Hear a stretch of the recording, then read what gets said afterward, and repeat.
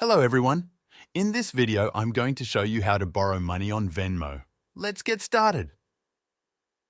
As of 2024, Venmo does not offer direct loans, but you can access funds through other methods. The first method is to apply for a Venmo credit card. Open the Venmo app, go to Settings and select Venmo Credit Card. Follow the prompts to apply, which will be subject to a credit check. Once approved, you can use the card to make purchases anywhere Visa is accepted. For cash advances, use an ATM. Keep in mind, there will be fees and interest rates.